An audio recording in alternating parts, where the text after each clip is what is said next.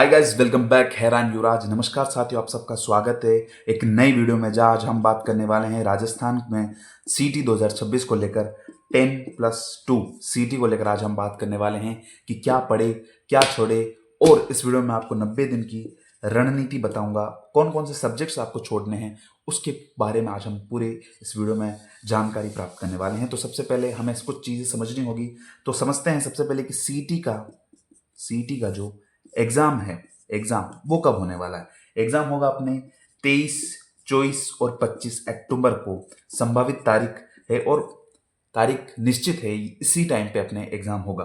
ठीक है। एग्जाम का पैटर्न की अगर मैं बात करूं तो 120 प्रश्न आ रहे, सॉरी 120 प्रश्न आ रहे हैं, जो कि पहले 150 आते थे, लेकिन अब 120 प्रश्न आ रहे हैं। जब 150 पे क्वेश्चन आते थे तब 3 घंटे का समय था, लेकिन अब हमारे पास 2.5 घंटे का समय है, और उस समय के अंदर हमें सारी चीज़ें करनी है। तो बेसिकली हमारे पास जो 2.5 घंटे का समय रहेगा उसके अंदर हमें 120 प्रश्नों को हल भी करना है, प्लस हमें 40% का जो क्राइटेरिया है उसे पूरा करना है। यानी 40% लेके आने हैं। तो 120 प्रश्नों में से हमें 48 प्रश्नों को अटेंड करना है। 48 और उससे ज़्यादा, यानी उससे ज़्यादा मतलब +5 कर लीजिए आप, ताकि आपका सिलेक्शन भी हो जाए। सिलेक्शन मतलब आप इसमें पात्र हो जाए और आप आगामी भर्ती की तैयारी कर सकें। तो हमें 120 प्रश्नों में से 40% के लिए 48 क्वेश्चन करने अनिवार्य हैं, +5 कर ले आप।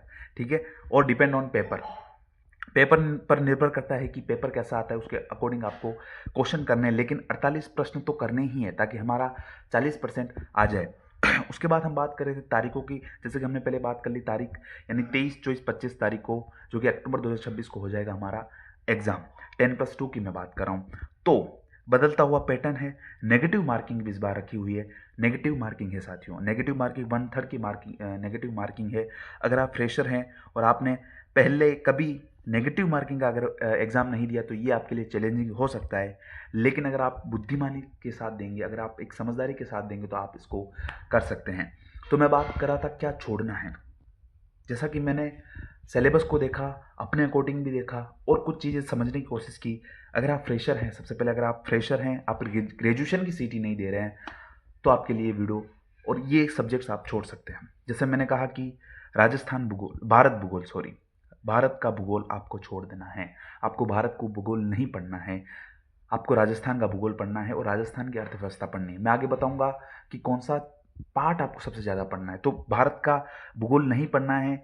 साइंस के अंदर कुछ टॉपिक हैं, उन टॉपिक्स को पढ़ना है। कुछ टॉपिक कैसे हो सकते हैं, जो आपको पसंद हो और जो आपको पसंद नहीं हो सकता है। फिजिक्स आपको नहीं आती, जैसे जैसे फिजिक्स में प्रकाश का चैप्टर है, एक दो और चैप्टर है, अगर वो नहीं आपको समझ में आते तो आप उसको स्किप कर सकते हैं, लेकिन पूरी साइंस को स्किप मत कीजिए, कुछ टॉपिक्स को आप स्किप कर सकते हैं।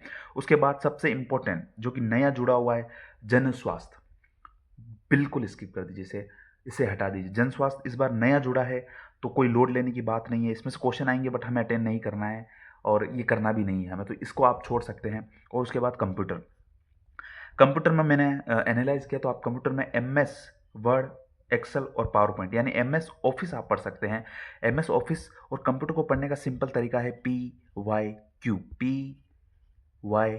और MCQ, बस MCQ ये पढ़ के भी चले जाएंगे ना तो ये पूरा का पूरा आपको MCQ और PYQ से आपको कवर हो जाएगा। ये मेरी पूरी गारंटी है कि ये सारे सवाल अगर आप ध्यान से MCQ PYQ पढ़ते हैं तो इन MS ऑफिस में आप कहीं मात नहीं खाएंगे। तो सबसे पहले हमने बात की तारीखों की, तो 23, 24, 25 को तारीख को एग्जाम होगा। उसके बाद हमने बात की कि कितने प्रश्न आएंगे, 120 प्रश्न आएंगे।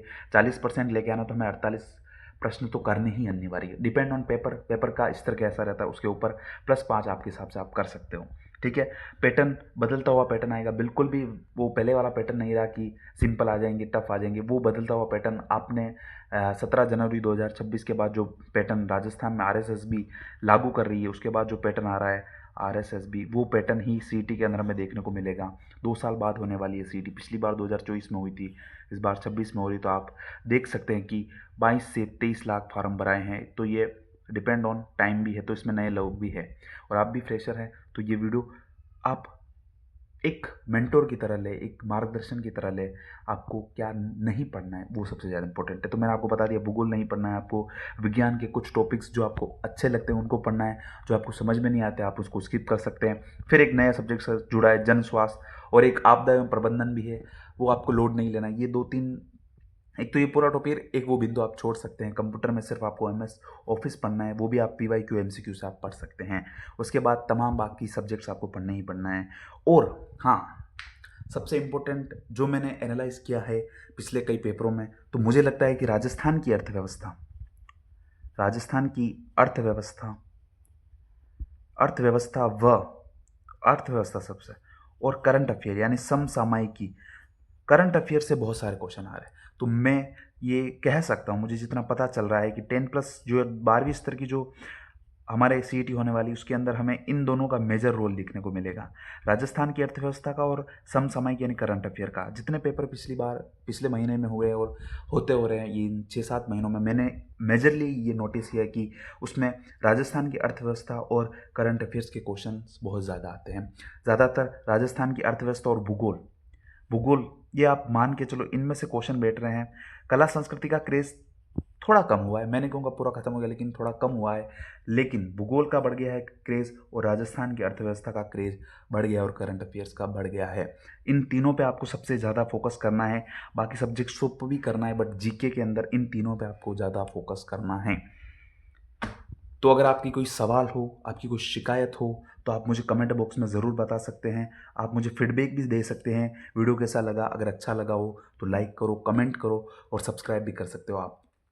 और आप इस स्ट्रेटजी से पढ़ते हैं तो 90 दिनों के बाद जब आपका एग्ज़ाम होगा तो आपको एक अच्छा रिजल्ट ज़रूर देखने को मिलेगा।